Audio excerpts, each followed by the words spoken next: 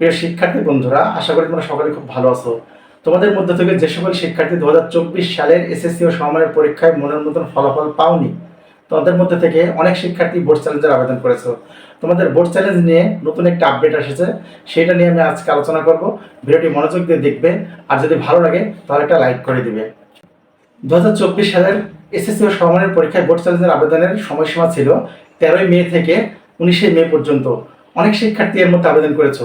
প্রায় ঢাকা শিক্ষা বোর্ডের আন্ডারে 1,78,000 শিক্ষার্থী বোর্ড চ্যালেঞ্জের আবেদন করেছে।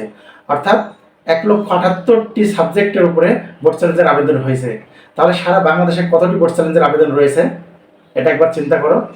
অনেক শিক্ষার্থী তোমরা বোর্ড চ্যালেঞ্জের আবেদন করেছো। তোমাদের বোর্ড চ্যালেঞ্জের পরিপ্রেক্ষিতে 20 মে থেকে তোমাদের খাতা পুনর্মূল্যায়নের কার্যক্রম শুরু করা হয়েছে।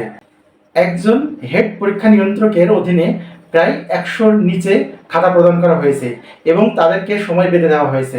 অর্থাৎ আগামী 25 মের মধ্যে খাতা পুনর্নিরীক্ষণ করে বোর্ডের কাছে জমা দেওয়ার জন্য বলা হয়েছে। প্রতিটা হেড এক্সামিনার একটি খাতার 4টি বিষয় ফলো করবে, অর্থাৎ খাতাতে নম্বর ঠিক দেওয়া হয়েছে কিনা এবং প্রশ্নপত্রের নম্বর লেখা হয়েছে কিনা, আর যদি নম্বর দেওয়া থাকে সেই নম্বরের যোগে কোনো ভুল আছে কিনা, আর নম্বরপত্রটি উত্তরপত্রের ভরাট পূরণ করা হয়েছে কিনা। এই 4টি বিষয়ে ফলো করে অতি সত্বর বোর্ডের কাছে এই খাতাগুলো জমা দেবে। এবং বোর্ড কর্তৃপক্ষ তোমাদের বোর্ড চ্যালেঞ্জের রেজাল্ট খুব কম সময়ের মধ্যে প্রকাশ করতে যাচ্ছে, এমনটি জানিয়েছেন বোর্ড কর্তৃপক্ষ।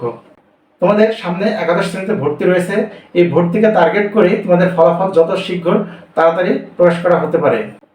তো প্রিয় শিক্ষার্থী বন্ধুরা, আশা করি তোমাদের বোর্ড চ্যালেঞ্জের সকলের ভালো হোক এই প্রত্যাশা করে আজকে এখানে শেষ করছি। ভিডিওটি দেখার জন্য ধন্যবাদ।